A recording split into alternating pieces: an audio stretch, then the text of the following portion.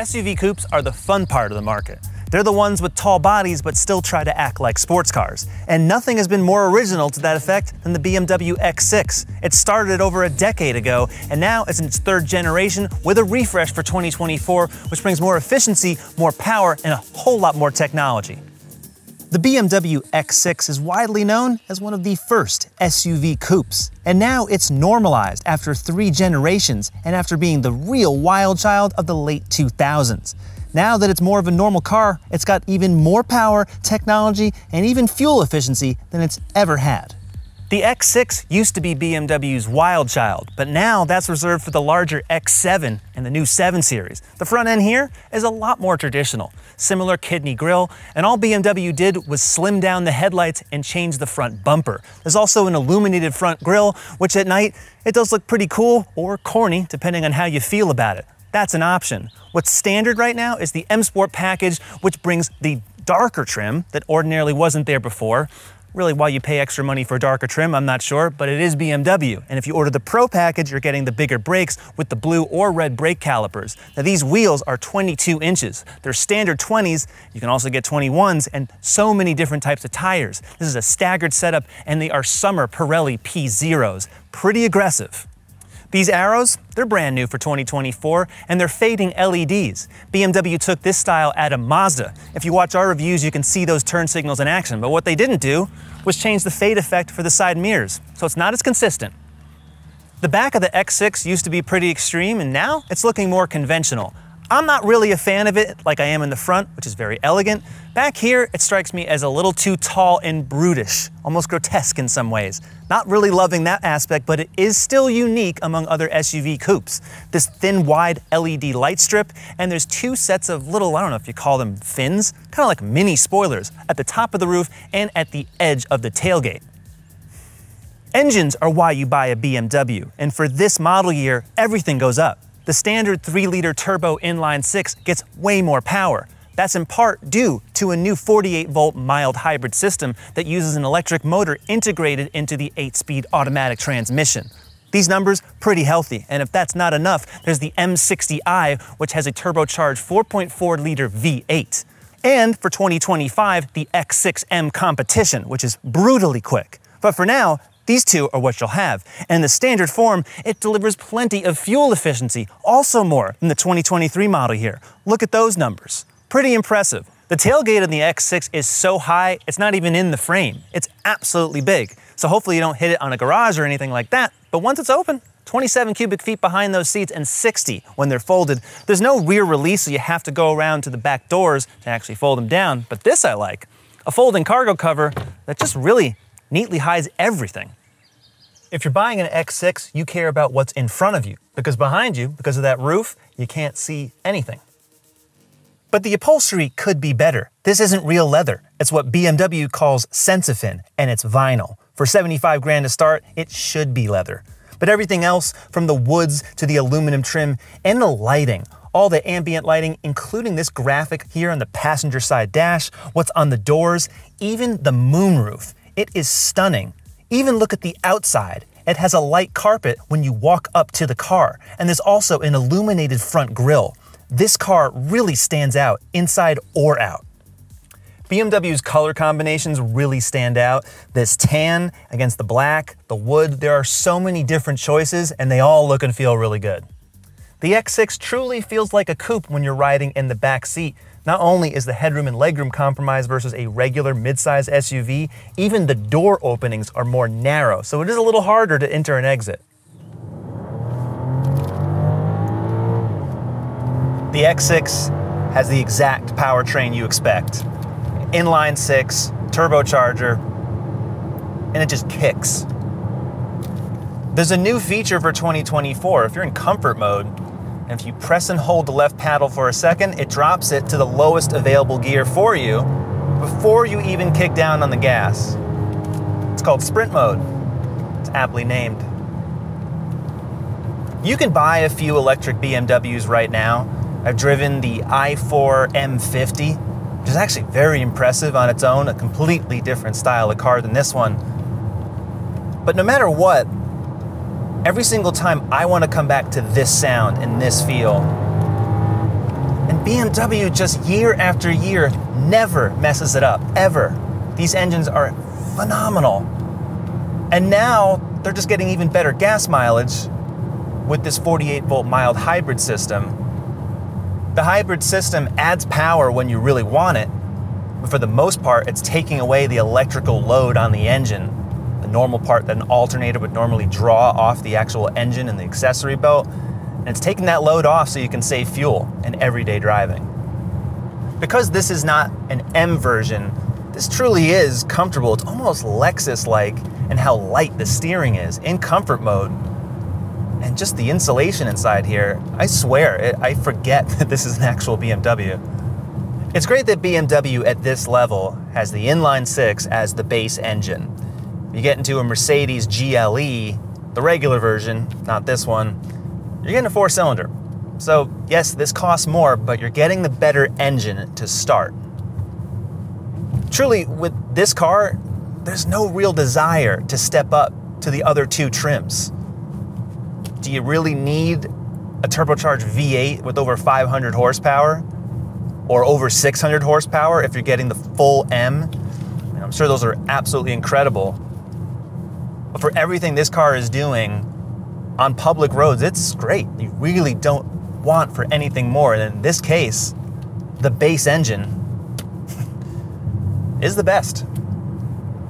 Technically, the X6 can handle really, really well. The chassis is perfect. We all know what BMW builds into them. This one does not have the rear wheel steering. That's only available in the M60i. But you don't really need it either. This one also does not have air suspension. That's another standalone option. So the ride is actually, even with these adaptive dampers, over some rough surfaces, a bit brittle because we're riding on the optional 22-inch wheels and tires. Standard are 20s. You can also get 21s. They look fabulous. So love parking, love getting out and watching them, but over rough surfaces, you will pay for some of the bumps that enter into the cabin. So I don't really think that's the suspension's fault. It's more of just a wheel and road choice. So while the X6 definitely corners pretty flat, the steering, even when you're dialed into Sport Plus, it just feels very digital. Almost like it's a steer-by-wire system in a way. And this is not the full M, but still, it's got the M Sport package on it. Professional, might I add. And I just don't really feel that, I don't really get a ton of feeling from the wheel itself. Again, transmission programming, excellent. Response time from the paddle shifters, superb. But I do kind of question buying that package when I can't even hear the active exhaust because there's actually active fake sound coming through the speakers. And it's just really quiet in general. This is a luxury car, it truly is. So that M package doesn't actually change the suspension. It gives you slightly bigger brakes and an exhaust that in the top Sport Plus mode, I can't hear the difference. So I would say nix it. Doesn't really add much. There's one thing I'll say about BMW is that the chassis and the grip are pretty much always there. The limits are very high. It's just getting to that point. Sometimes, if you're a sporty driver, you can't always feel where that limit exactly is. Not that you should be truly exploring that on a public road, but even if you're driving at 5/10ths, not quite the feedback that past BMWs have had. Still very good, but there's some other car makers out there that are doing that part a little better. New for 2024, a feature called assisted driving. Does exactly what it says. BMW will tell you to take your hands off the wheel. Now, this is doing this. I've used other systems before from BMW, but now these lights are flashing amber, indicating that I've got to take control. I wasn't experiencing that with Cadillac, for example, with Super Cruise, or Ford Blue Cruise, which is using a whole lot of software and updated maps to do this. So not totally sure if BMW is quite up to those standards, but it's at least showing you all the information on the dash, including nearby cars and whether there's motorcycles or full-size trucks. Another nice feature, you can change this layout. augmented reality will show you a full high-res video feed going on right now. So if I want to make a lane change, I'm going to wait until this X1 passes me. It'll do it when the coast is clear. So let's see here. Right now it's yellow. Slowing down a bit to make it. All right, not bad. Take exit 74 to the right toward Connecticut 171 Union and then turn left. What's cool about this is that, well, if you're not looking at the head-up display or the actual exit sign on the side of the highway, it's showing you those big arrows there, including another arrow for the next turn. Turn left at the stop sign onto Holland Road and then turn left. Thank you very much. So there's so many different ways to show the exact same thing, and it's nice that you had that choice. The M Sport package gives you some bigger brakes. The brake feel, that could be a little bit better. Automatic parking systems are very commonplace, so there's no reason to talk about them, except if you're in a new BMW. This X6 has what's called backup assistant. Select the reverse gear. It's turning the wheel for me. All I have to do is hold the brake, and it's showing me the intended path.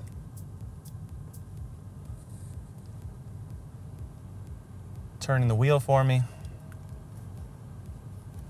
And truly, this doesn't work all the time, but it's kind of cool.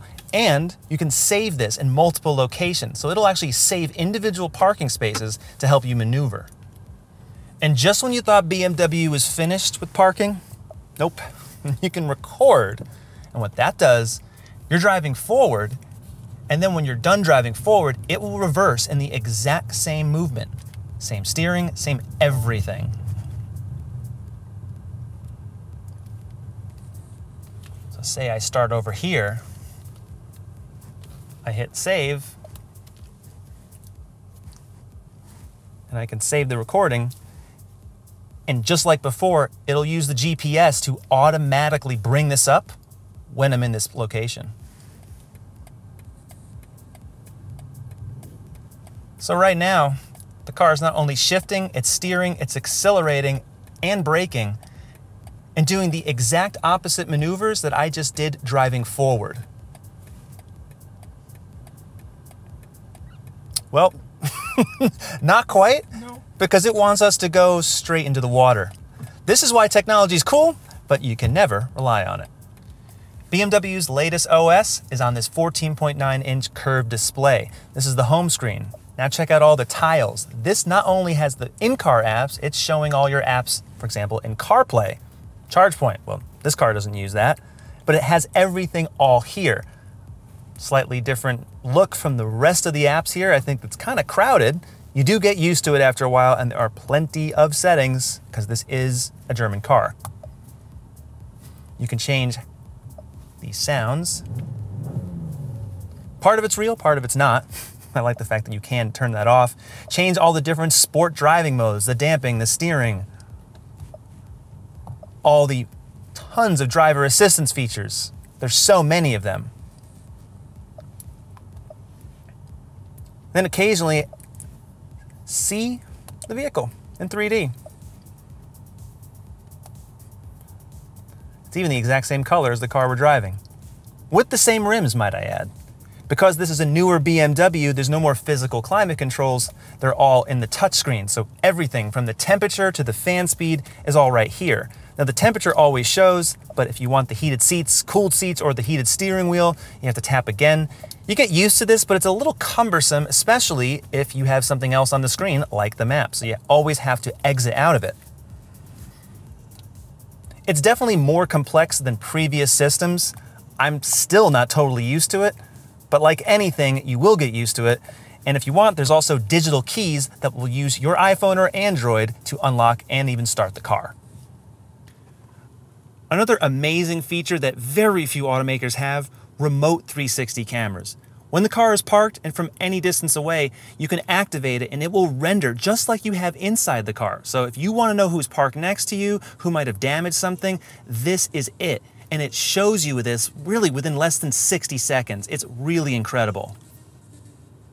The 2024 BMW X6 starts at $73,900. The xDrive 40i is the value model, and that's the one you see here. The total price is $87,545 with destination. There are tons of options, and this is not even the most expensive trim. For my money, I'd choose an even sportier SUV, like a Maserati Levante or a Jaguar F-Pace, that without the traditional SUV coupe roofline managed to look sportier.